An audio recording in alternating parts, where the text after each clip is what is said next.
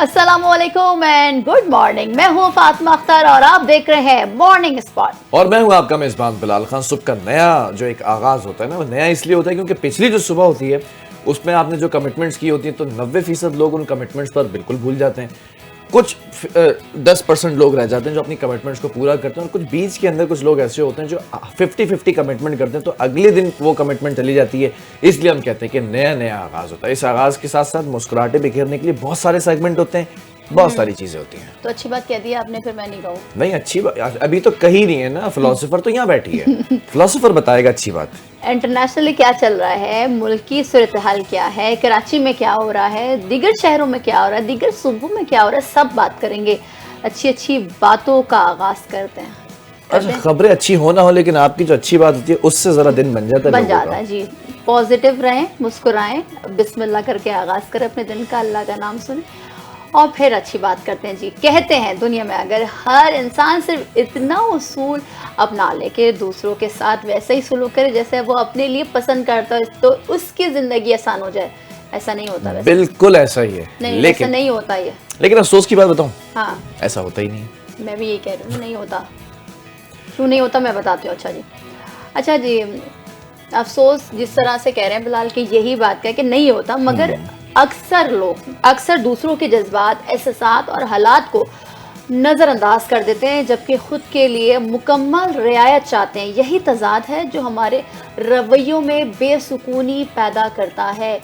अब बहुत अच्छी बात, मिलियन रुपीस की ये बात है। अच्छा, एक चीज और है, बहुत अच्छा आपने टॉपिक आज रेज किया, अच्छी बात का। माशरती बिगाड़ की ना जड़ भी यही है। शायद यही है कि हम अपने लिए कुछ और मयार रखते हैं और दूसरों के लिए हमेशा हम दूसरा मयार रखते हैं। आज के दौर में फातिमा, जहाँ हर कोई सिर्फ अपने हक की बात करता है ना, वहीं हमें ये भी सोचना चाहिए कि हमारे फराइज क्या है, मतलब हम दूसरों के लिए क्या कुछ कर रहे हैं और क्या कुछ कर सकते हैं। अगर हम ये सब चीज़ों का ख्याल इसी तरह जो है ना करें, तो इसके साथ साथ हम एक मजबूत इनकलाब ला सकते हैं। लेकिन होता इसके बिल्कुल बरक्स। बिल्कुल ऐसे ही बात है। ये बात सिर्फ अखलाकियात की नहीं, बल्कि दीन इस्लाम, दीगर मज़ाहिब और हत्ता के बैनुल-अक़वामी इंसानी हुकूक़ की बुनियाद भी यही है, यानी एहतराम इंसानियत किया जाए। याद रखें, एक छोटा सा रवैया किसी की पूरी ज़िंदगी बदल सकता है, तो क्यों ना ऐसे हम वो रवैया अपनाएं जो हम अपने लिए पसंद करते हैं। यकीन जानिए, सिर्फ ये असूल अपनाने से ही आपकी ज़िंदगी बहुत से बहुत बेहतर हो जाएगी और बेस्ट हो जाएगी, बेस्टेस्ट हो जाएगी। बट ऐसा नहीं है, मुझे अफसोस के साथ कहना पड़ा है। शायद इसमें हम भी शामिल हैं, मैं और आप भी शामिल हैं, कहीं ना कहीं। बहुत ज़्यादा नहीं, हमारा वो रेशियो नहीं होगा कि हम अपने, अगर स्केल 10 में से अगर मैं अपने आप को पॉइंट करूँ या अपने आप को नंबर दूँ, तो मैं शायद दूसरों के लिए अगर सोचती होंगी 5%, तो मैं अपने लिए 5% मैं भी सोचती हूँ। मतलब बराबर है ना, आप दोनों चीज़ों को बैलेंस रखती हैं आप। मेरी कोशिश सिर्फ यही होती है जो आज आपने बात की, कि आप लोगों से वही रवैया रखें, उसी तरह मिलें, उसी तरह बात करें जैसे आप चाहते हैं कि when you enter in the room, तो लोग आपको किस तरह से मिलें, किस तरह से हाथ मिलाएं, किस तरह से मुखातिब हों, उनके साथ वही रवैया अगर आप रखेंगे ना, तो अगर कम नस्ल हैं तो वो उस रवैये को आपकी कमजोरी समझेंगे, और अगर कोई अच्छी नस्ल से ताल्लुक है, पुराना जो बैकग्राउंड है आबा व अजदाद का, वो नस्ल बता देती है, तो वो आपको उतनी ही रिस्पेक्ट देगा, उतनी ही इज्जत देगा। ये कॉल भी है कि आप अगर इज्जत दें तो इज्जत दे के देखें कि अगर आपको इज्जत बैक हो रही है तो इसका मतलब नस्ल अच्छी, हाँ उतनी ही मिल रही है, उससे ज्यादा मिली, तो एक नस्ल अच्छी है, अच्छी नस्ल का है। When you enter in office, school, college, university, even at home with relatives, even in relatives, अगर आप किसी को सलाम कर रहे हैं, अगर किसी ने जवाब नहीं दिया और फिर उसके बाद अगर आप उससे बात ना करें या बोलेंगे अच्छा चलो सलाम का जवाब ही नहीं दिया, तो फिर वो बात होगी, देखा फला ने ऐसा किया, फला ने वैसा किया। फिर आप जब एंटर होते हैं ऑफिस में, तो फिर यही हो रहा होता है कि आ गई। ये बातें बड़ी माशरे का हिस्सा बन चुकी है, इसलिए हम अपने प्रोग्राम में या वो बातें करी जो हर ऑफिस के अंदर है, हर जगह है, यहाँ पे सिर्फ ऑफिस में, हर जगह है। हर ऑफिस मुंह पर तो कुछ, पीठ पे छोड़, तो खुदारा अपना दिल साफ करे, दिमाग साफ करें और अच्छी चीजों को अपनाएं, और इससे पॉजिटिविटी आएगी और अल्लाह भी आपका साथ देगा। तो वेरी गुड, ऐसा ही है, बहुत अच्छी बात है। और आज की अच्छी बात में जरा ज्यादा दम था, क्योंकि हर ऑफिस में, हर घर में, हर स्कूल में, कॉलेज में ये चीजें हैं। बहरहाल जो इंटरनेशनल सतह है और नेशनल सतह, उसकी बहुत सारी खबरें आज कंपाइल हो चुकी हैं, बहुत कुछ डेवलपमेंट हुई है। स्टार्ट कर लेते हैं तमाम इम्पोर्टेंट खबरों से। और पाकिस्तान माजी की तरह भी ना चीन और अमेरिका के दरमियान तामीरी किरदार अदा करने के लिए तैयार है। ये अमेरिका के अंदर पाकिस्तान के सफीर रिजवान सईद शेख ने फ्यूचर सिक्योरिटी समिट से खिताब करते हुए ये वाज़ेह तौर पर कहा है कि अफगानिस्तान से जन्म लेने वाली दहशतगर्दी पाकिस्तान को सबसे ज्यादा मुतासिर जो है वो मुल्क करार दे दिया है। बिल्कुल, उन्होंने कहा कि पाकिस्तान अमन का ख्वाह है, ताहम अपनी अवाम की सलामती को दहशत गर्दों के रहमो करम पर नहीं छोड़ सकता। रिजवान सईशे का कहना था कि पाकिस्तान और अफगानिस्तान के दरमियान सरहद को बैनुल-अक़वामी बॉर्डर के तौर पर लिया जाना तारीख़ी हकीकत है। बिल्कुल अच्छी बात है, जाहिर सी बात है, जब बरादराना मुल्क हो और उसमें ट्रेडिंग हो, तिजारत हो, एक दूसरे के मुल्क के लोग आना जाना करें, तिजारत करें या अपने प्यारों के पास जाएं या घूमने के घर से जाएं, तो ये चीज़ अच्छी है, मगर साथ ही साथ अपने मुल्क की सालमियत पहले है, अपने मुल्क में अमन पहले है। और हमारी तरफ फिर से वही बात है, मुसल्लफ़ात ये कि कोई गलत निगाह से देखेगा तो सब एक पेज पर हैं, रहेंगे और हमेशा पाकिस्तान जिंदाबाद रहेगा। बिल्कुल ऐसे ही। जरा खजाने की बात भी कर लेते हैं, खजाना खाली हो रहा है या भर रहा है वो मामला दूसरा है, लेकिन वफाकी वजीर खजाना मोहम्मद औरंगजेब ने ये कहा है कि पाकिस्तान अब गैर मुल्की सरमायाकारी के लिए इंतहाई महफूज है। इट्स अ गुड अपॉर्चुनिटी कि जो इंटरनेशनल और गैर मुल्की इन्वेस्टर्स हैं वो पाकिस्तान आके इन्वेस्ट कर सकते हैं। अल्हम्दुलिल्लाह, ये बात बड़ी अच्छी है कि अब हम ये बात कर रहे हैं कि भाई महफूज मुल्क बन चुका है। अच्छा जी, वो मजीद क्या कहते हैं वो भी आपको बताते हैं कि मौसमियाती तब्दीलियों की वजह से सैलाब और स्मॉग की फ्रिक्वेंसी बढ़ती जा रही है। मौसमियाती तब्दीली के असरात मईशत पर भी पड़ते हैं। सैलाब के नुकसान से कबल GDP ग्रोथ इस साल 4.2 का अंदाजा था और इस साल के सैलाब से 80% नुकसान पंजाब में हुआ, क्योंकि जो बार बार मरीम नवाज साहबा कह रही है ना कि भाई पंजाब में ज्यादा नुकसान हुआ, अब ये बात वाज़ेह तौर पर पहुंचा दी गई है इंटरनेशनल तौर पर भी कि भाई बहुत नुकसान हुआ है। अगर मौसमियाती तब्दीली और बढ़ती आबादी के खतरा से निपटा ना गया तो मुल्क की मईशत को $3 ट्रिलियन की मईशत बनाने का मंसूबा नाकाम हो सकता है, अल्लाह ना करे। बट यह है कि जाहिर सी बात है एक आदाद-ओ-शुमार जारी करने पड़ते हैं ताकि फ्यूचर में वो तमाम तर चीज़ें बरूएकार लाएं जो मुल्क की मईशत के लिए बहुत इम्पॉर्टेंट हैं। अच्छा, खजाना की कुर्सी पे बैठे हुए शख्स ने एक बात और कही है जो कि मोहम्मद औरंगजेब साहब है, तो उन्होंने ये कहा कि आज हम अपने पाँव पर खड़े हो चुके हैं कि रिलीफ और रेस्क्यू अपने वसाइल से कर सकते हैं। ये वही नैरेटिव है जो मरीम नवाज साहबा ने कहा था कि हम यहाँ के लोगों की मदद अपने बजट में कर सकते हैं।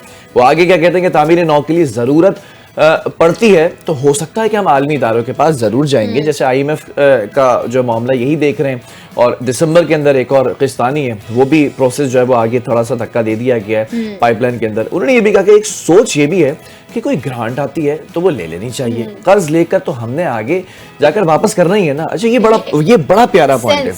इससे एक चीज़ और निकलती है, कुछ लोग तो कर्जा लेकर ऐसे गायब हो जाते हैं कि वो जो है वो ना बात करते हैं ना चीज़ कहते हैं। कम्युनिकेशन गैप नहीं होना चाहिए, ब्रिज होना चाहिए। तो पाकिस्तान का कम्युनिकेशन गैप कभी भी नहीं रहा, IMF के साथ हो, वर्ल्ड बैंक के साथ हो, एशियन बैंक के साथ हो, ये हमारा गैप नहीं होता, ब्रिज होता है, हम वापस लौटा रहे हैं रोजाना की बुनियाद पर किस्तें। अच्छा जी, वजीर खजाना का कहना था कि पाकिस्तान में सरमायाकारों ने पैसे बनाए तो भिजवाए हैं। वर्ल्ड बैंक ने टैक्स इस्लाहात पर हमारी प्रेजेंटेशन की तारीफ की। वर्ल्ड बैंक के सामने प्रेजेंटेशन में बताया गया कि टेक्नोलॉजी से करप्शन में कमी हुई है। मिस्र के वजीर ख़जाना ने बड़ी इंपॉर्टेंट स्टेटमेंट दी और उन्होंने कहा कि मैं अपनी टीम आपके पास भेजता हूँ या आप अपनी टीम जो है हमारे पास भेजें। तो चलें जी, मिस्र के साथ भी अगर ताल्लुकात बहाल हो गए और बहुत अच्छे से बहाल हुए और अगर हमारी टीम जाती है वहाँ या वहाँ से मिस्र से उनकी टीम डेलीगेशन पाकिस्तान आता तो ये मुल्क की मशत के लिए बहुत अच्छी बात होगी। ये चेंज ऑफ थॉट्स होता है और एक्सचेंज होता है ना, ये बड़ी अच्छी चीज़ है। एक चीज़ माजी के अंदर जेन जी के लिए खास तौर पर पाकिस्तान इंटरनेशनल एयरलाइन, ये इतनी खूबसूरत एयरलाइन थी कि इसने कतर की एयरलाइन को और इसने अफ्रीकन एक कंट्री है, आई फॉरगॉट द नेम, उसकी एयरलाइन को बाकायदा अपने जहाज़ दिए, अपने पायलट दिए कि इनको सिखा कर आएँ। महीनों उन्होंने सिखाया और आज वो एयरलाइंस हैं जो दुनिया भर में पैसा कमा रही है। बिल्कुल। तो अच्छा जी, एक्सचेंज से अच्छा होता बहुत फायदा। अच्छी बात है। अच्छा जी, अब हम पंजाब का रुख कर लेते हैं जहां लाउड स्पीकर एक्ट का नफाज लाजमी और मजीद सख्त करने और हर जिला में विसिल ब्लोअर सेल कायम करने का फैसला किया गया। वजीर आला पंजाब मरियम नवाज ने एक मीटिंग कॉल की थी और उसमें अहम फैसले हुए, जिसमें अमनो अमान से मुतालिक बहुत इंपॉर्टेंट फैसले किए गए। इजलास में लाउड स्पीकर एक्ट का नफाज लाजमी और मजीद सख्त करने और हर जिला में विसल ब्लोअर सेल कायम करने का फैसला किया गया। इंतहा पसंद जमात, गैर कानूनी मुकीम, गैर मुल्कियों के खिलाफ पंजाब पुलिस हेल्पलाइन 15 में खुसूसी सेल भी कायम कर दिया गया अच्छा है। ये इंस्ट्रक्शंस तो दे दी गई हैं कि अवाम इंतहा पसंद जमात गैर कानूनी तारीख वतन की इतला के लिए 15 पर कॉल करें। अच्छा, इजलास में यह भी कहा गया कि सूबे को गैर कानूनी असले से भी पाक करने के लिए इक़दाम की रफ्तार तेज करने का फैसला किया गया है, जबकि पंजाब के अंदर डाला कल्चर, बदमाशी, माफिया कल्चर को किसी सूरत बर्दाश्त नहीं किया जाएगा। सूबे में अमन कमेटीज़ को भी फौरी तौर पर मौसर बनाने का और फाल रखने का भी फैसला किया गया है। पंजाब में वैसे बहुत ज़्यादा ये वेपन लेकर घूमना और गार्ड्स लेके घूमना ये बड़ा एक कल्चर है वहाँ पर। अच्छा जी, इजलास में मजीद क्या वजाहत दी गई है वो भी आपको बता दें, ताकि पंजाब वाले ये सुन लें कि इस तरह के एक्टिविटीज़ अब नहीं करने कि भाई कॉम्बिंग ऑपरेशंस कार्रवाइयाँ मखसूस इंतहा पसंद जहनीत के खिलाफ है, किसी फ़िरके या अक़ीदे के खिलाफ नहीं है। इजलास में इंतहा पसंद जत्तों के इश्तराक, तस्वीर और प्ले कार्ड्स पर सख्त पाबंदी और कार्रवाई का फैसला किया गया। जाहिर सी बात है, जो हमारे गुज़िश्ता दिनों हालात रहे पंजाब में स्पेशली, उसके बाद ये इजलास हुआ और इस इजलास में अहम फैसले किए गए कि भाई तमाम तर जो रहने वाले हैं पंजाब के लोग, उनको ये बावर किया गया है कि भाई किसी भी दहशतगर्द तंजीब से ताल्लुक़ ना रखें, उनके प्ले कार्ड्स ना उठाएं, उनकी तस्वीर ना उठाएं और जितना भी हो सके अपनी राह जो है ना वो सीधी कर लें और हमवार रखें। भाई बलूचिस्तान का भी रुख कर दें। बलूचिस्तान से बड़ी इंपॉर्टेंट खबर है और इस पर जो है सिक्योरिटी इदारों ने बर वक्त भी कार्रवाई की है। कॉम्बिंग ऑपरेशन हो रहे हैं। बलूचिस्तान के जिला मस्तों की तहसील दश्त में नामालूम मुसल्लह अफराद ने 9 मजदूरों को अगवा किया है। ये मजदूर इलाके के अंदर एक ज़ेर तामीर इमारत पर भी काम कर रहे थे। और ये बात बड़ी इंपॉर्टेंट है कि भाई जब मैं ये खबर पढ़ रही थी तो मजदूरों को जो पिकअप लेने आती है ना, उसका जो ड्राइवर था, आगे जाके अगवाकारों ने उस ड्राइवर को उतार दिया और फिर जितने भी मजदूर थे उनको वो ले गए। और जो मजदूरों का ताल्लुक है ये वाज़ेह है कि पंजाब और सिंध से है। अब वहाँ पर कॉम्बिंग ऑपरेशन किया जा रहा है, सर्ज ऑपरेशन किया जा रहा है। लेवी ज़राए के मुताबिक मजदूरों को काम खत्म करके वही जो मैं आपको कह रही थी वापस पिकअप में समेत पिकअप भी ले गए, वो जो गाड़ी भी ले गए। हाँ। अच्छा, हमलावरों ने भाई थोड़ी देर बाद ड्राइवर को भी छोड़ दिया, जबकि मजदूरों को पिकअप समेत लेने जाने के बाद इत्तला पर लेवीज फोर्स और दीगर कानून नाफिज करने वाले इदारों ने जो है वहाँ पर कॉम्बिंग ऑपरेशन शुरू कर दिया है और घेरे में ले लिया है इलाके को। और अब जो है वो सर्चिंग का अमल जारी है कि कब तक इनको बाजियाब कर लिया जाएगा और ये लोग कौन हैं जिन्होंने मजदूरों को अगवा किया है। बिल्कुल ऐसा ही है और अभी तक ताहाल किसी गिरोह ने वाक़े की जिम्मेदारी कबूल नहीं की है।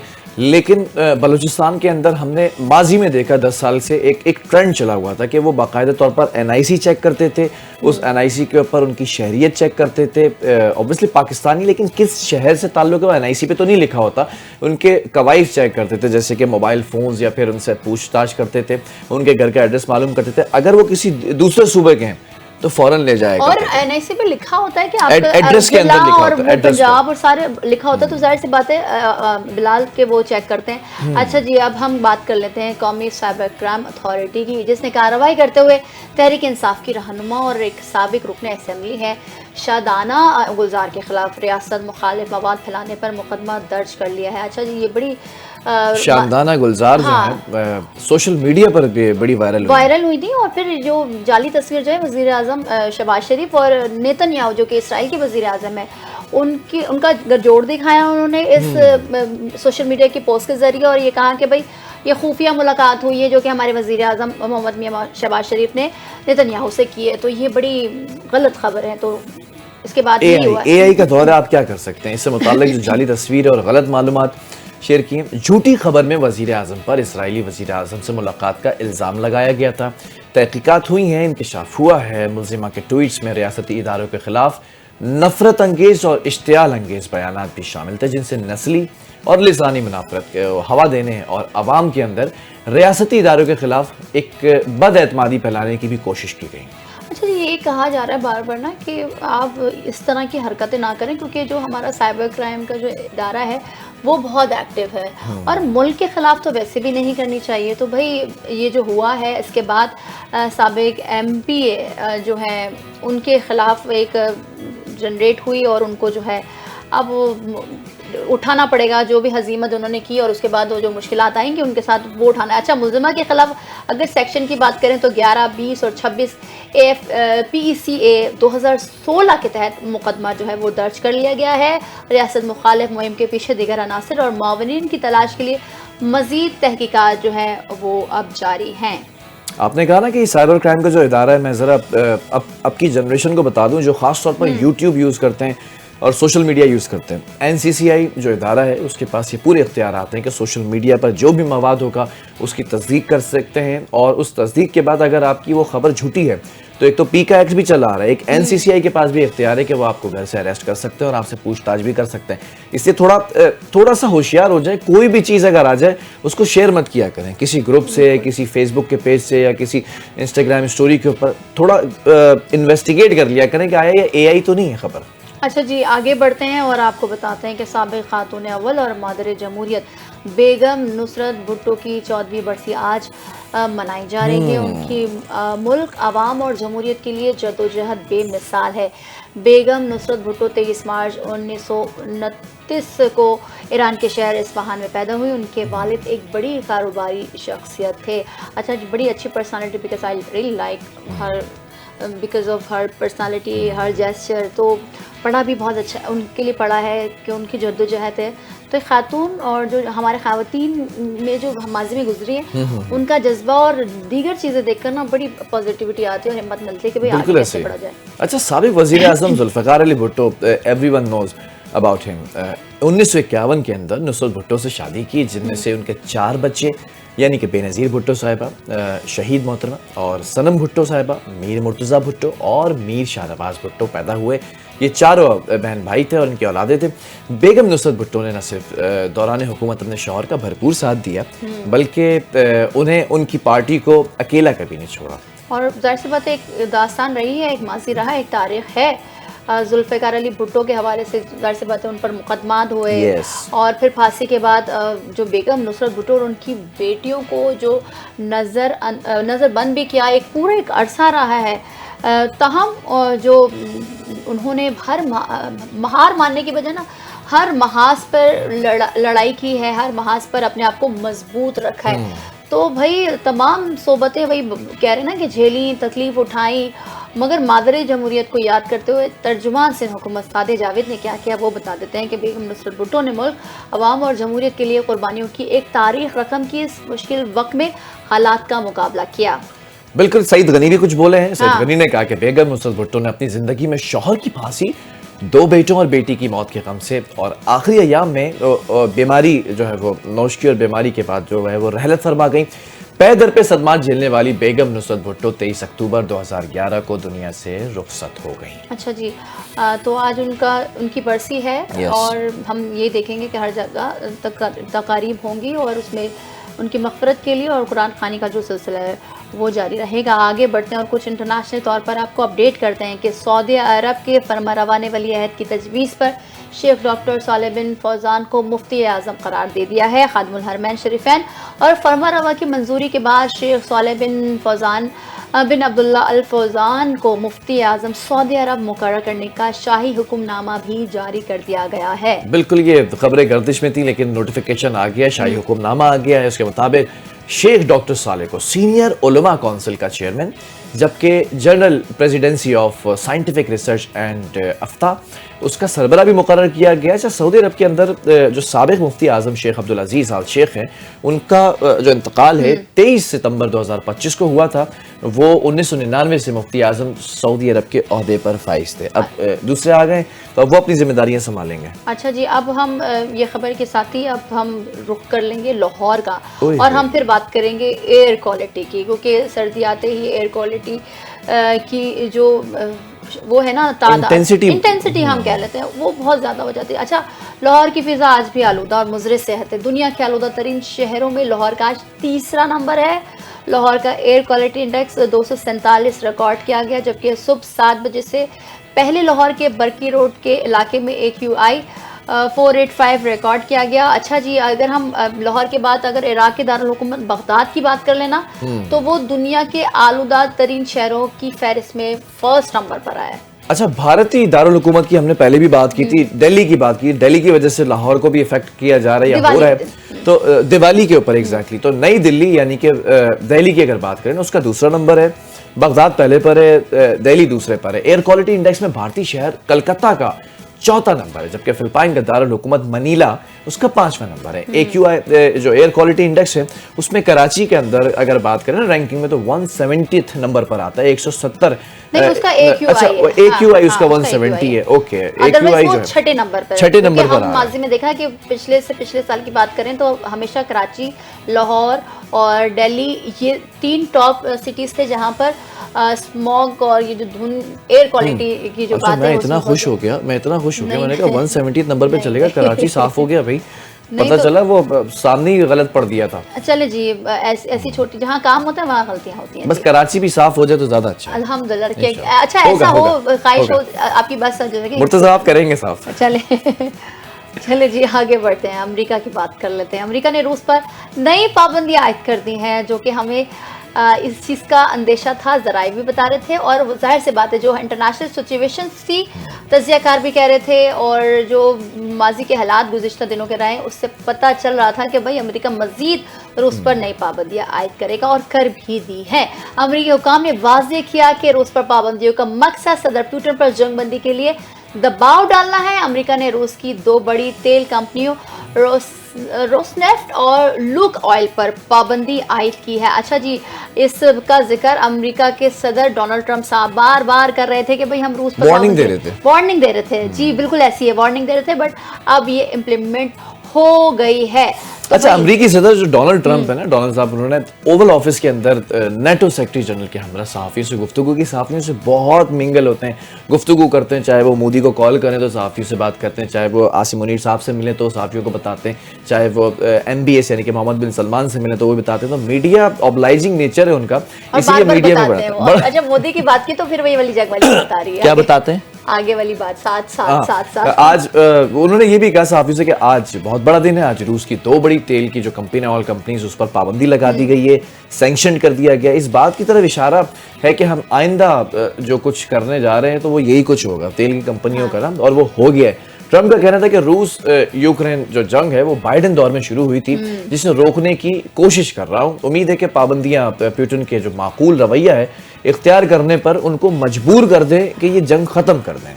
अच्छा, मैं फिर क्योंकि ये खबर मैं पढ़ भी रही थी और ये बात का फिर जिक्र किया कि मैंने कई जंगें रुकवाई हैं, और 7-0 वाली जी 7-0 वाली। अच्छा जी, अब ये देखना है, बहुत इंपॉर्टेंट सिचुएशन में एंटर हो चुका है रूस। इस पाबंदियों के बावजूद अब रूस का अगला इकदाम क्या होगा बिलाल? एक तरफ तो अमरीकी सदर कहते हैं, डोनाल्ड ट्रंप साहब कहते हैं कि भाई बार बार मैं जंग रुकवा रहा हूँ और मजीद रुकवाऊंगा, मगर ये जो इन्होंने पाबंदी आयद कर दी है, रूस क्या इकदाम करता है वो देखिए। यूनिपोलर इस वक्त पूरी दुनिया के अंदर सिस्टम है, लेकिन एक वक्त था कि बायपोलर सिस्टम हुआ करता था, 2 ताकतें हुआ करती थी। वो दूसरी ताकत दोबारा से उभरने की कोशिश कर रही है, जिसे बार बार दबाया जा रहा है। लेकिन एक बात आप भूले नहीं कि जितना स्प्रिंग को दबाएंगे उतना तेजी से ऊपर जाएगा। ठीक है जी। अब मौसम की हाल हवाल नहीं बता रही हैं आज आप? नहीं, मैं बता देती हूँ, और आप जो महकमा मौसमियात है वो क्या कहता है मुल्क के हवाले से और मौसम के हवाले से मुल्क भर के, वो बता देते हैं। मुल्क के बेशतर इलाकों में भी मौसम खुश रहने की पेशगोई की गई है महकमा मौसमियात की जानिब से। मजीद कहा कि पहाड़ी इलाकों में रात और सुबह के औकात में सर्दी की शिद्दत बरकरार रहेगी, जबकि मुसलसल खुश्क मौसम और फिजाई आलूदगी के बायस स्मॉग में इजाफे का इम्कान है। भाई मतलब इंतहाई खुश्क मौसम है, खुश्की वाला मौसम है, और जो खुश्के हैं मतलब खुश्क हैं उनको चाहिए कि ड्राई फ्रूट्स का इस्तेमाल करें। बहरहाल कुछ इलाकों के नाम आपको बता देते हैं, शहरों के नाम भी बता देते हैं, नोट डाउन कर लीजिएगा। इस्लामाबाद और गिरदोनवा के अंदर मौसम खुश रहेगा, जबकि खैबर पख्तूनख्वा के बेशतर डिस्ट्रिक्ट्स के अंदर मौसम खुश रहेगा। जो बालाई इलाके हैं उसमें खुनकी में इजाफा हो चुका है ऑलरेडी।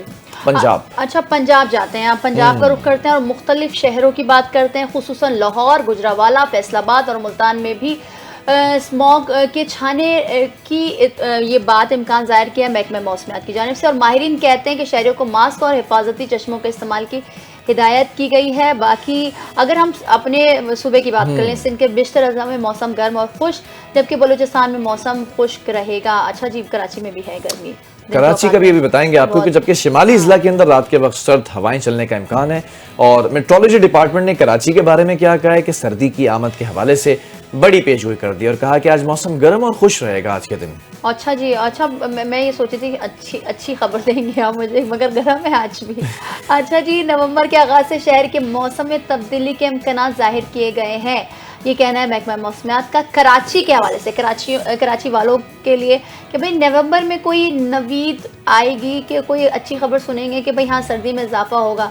अच्छा जी, नवंबर के अवाइल और वस्त से मौसम होना शुरू हो जाएगा, तहम बलूचिस्तान के शमाल मगरबी और शाम को मगरबी समत की हवाएं चल सकती हैं, जिसके नतीजे में कराची का ज़्यादा से ज़्यादा दर्जा रहा 3 रोज़ के दौरान अल्लाह जी अल्लाह ये 37 डिग्री सेंटीग्रेड तजावुज कर सकता है। मतलब कराची इन शॉर्ट महकमा मौसमियात ने कहा एक बार फिर तंदूर बन सकता है और उससे बचने के लिए आपको जो है मास्क पहनना है और ढकना भी है सर को। बहरहाल लाइफ स्टाइल के कुछ अपडेट्स भी दे देते, जब मौसम की बात बताते हैं तो आपको मौसम से होने वाली जो तब्दीलियां उसको भी बताना पड़ता है और उसके इम्पैक्ट। बिल्कुल सही बात। मौसमी जो तब्दीलियों के साथ साथ न सिर्फ हमारा माहौल तब्दील हो रहा है बल्कि हमारे सेहत पर गहरे असरात मुरतब हो रहे हैं, खास तौर पर जल्दी बीमारियां और इन्फेक्शंस के अंदर नुमाया इजाफा हो रहा है। अच्छा जी, ये जो हम इन्फेक्शंस और बीमारियों की बात कर रहे हैं, स्पेशली स्किन की, क्योंकि ज़ाहिर सी बात है स्किन बहुत ज़्यादा मुतासर हो जाती है। एक टाइप ऑफ पापड़ नहीं खाते उस तरह होने लग जाती है अगर आप मॉइस्चराइज ना करें, with all cracks ji.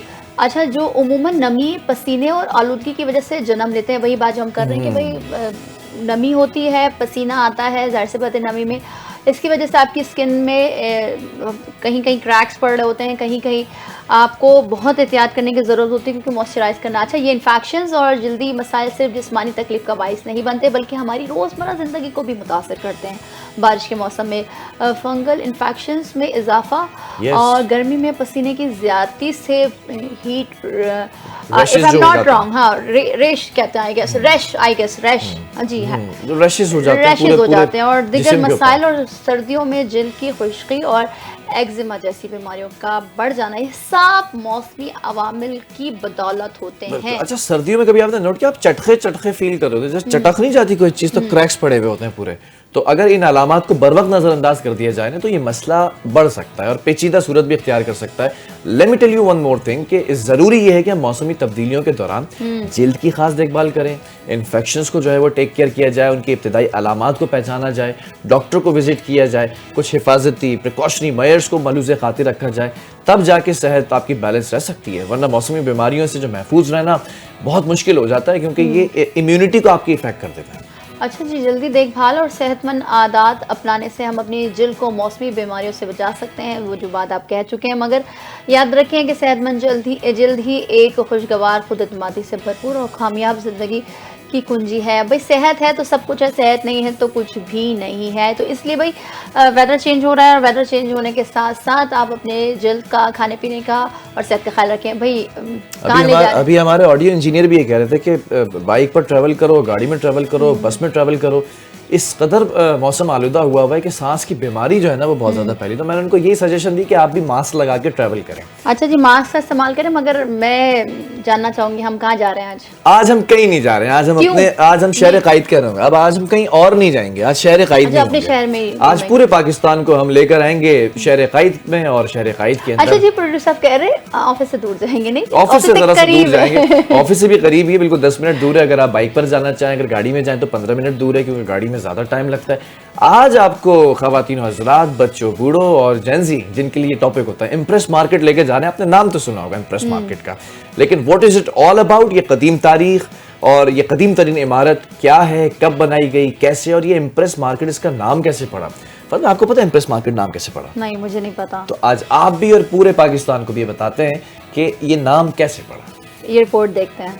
Impress market Karachi की कदीम तरीन और तारीखी इमारतों में से एक है जो 1895 से 1899 के दरमियान तामीर की गई। इस मार्केट का तर्ज अमल मुगल गाथक है जो न सिर्फ मुगल फन तामीर की रिवायात बल्कि यूरोपी गाथक के तर्ज का खूबसूरत इम्तिजाज पेश करता है।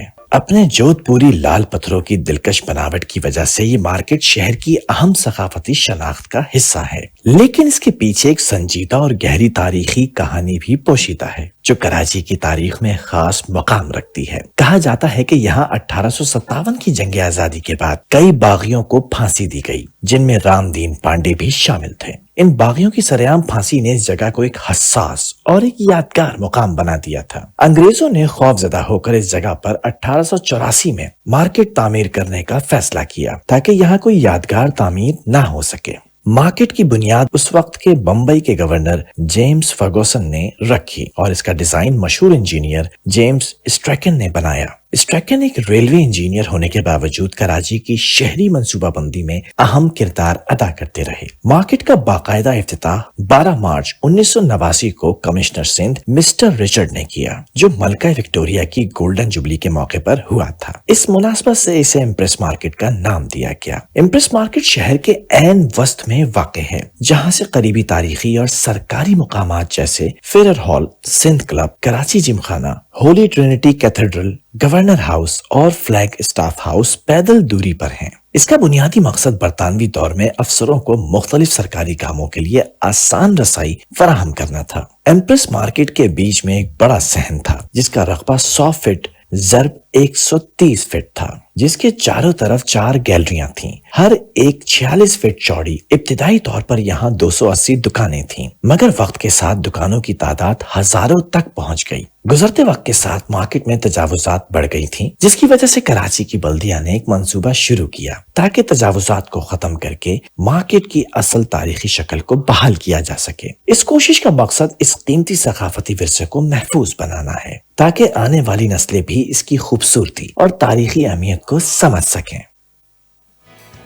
जी, अब मुझे वाकई में पता चल गया बिलाल कि क्यों एम्प्रेस मार्केट इसका नाम रखा गया। और भाई जहाँ से भी पूरे पाकिस्तान से अगर लोग आते हैं तो एम्प्रेस मार्केट ज़रूर जाते हैं और वहाँ से शॉपिंग ज़रूर करते हैं, अपने घरों के लिए सौगात लेके जाते हैं। अच्छा, अगर मार्केट की बात आई है तो भाई बहुत तमाम तर चीज़ें जो आजकल देख रहे हैं कि टमाटर महंगा हो गया, दूसरी चीज़ों की कीमतें बढ़ गई हैं, क्यों बढ़ी हैं, कैसे बढ़ी हैं और क्या प्रोसेस होता है, डिमांड एंड सप्लाई चेन क्या है, तमाम सूरत हम सब मोहल्ले वालों ने मिलकर एक सिक्योरिटी गार्ड रखा है अपनी सिक्योरिटी के ऊपर, और जब भी हम टमाटर लेने जाते हैं तो उसको साथ लेके जाते हैं। क्यों, वो गोल्ड के भाव बिक रहा है क्या? और नहीं यार, अब मार्केट में नहीं मिल रहे हैं। सोनार की दुकानों पर एक छोटा सा स्टॉल लगाया गया, वहां पर जो है वो एक एक तोले के हिसाब से, पहले एक एक किलो के हिसाब से मिलते थे, अब तोले के हिसाब से टमाटर मिल रहे हैं। टमाटर कहीं पर 600 रुपए किलो हो चुके हैं और कहीं पर 800 रुपए की भी आवाज आ रही है। लेकिन ये इतने प्राइस कैसे बढ़ गए, इसको कंट्रोल कौन करेगा? कंट्रोल प्राइस जो एक कमेटी होती है वो कहाँ पर है, या फिर इसका ताल्लुक है अफगानिस्तान के बॉर्डर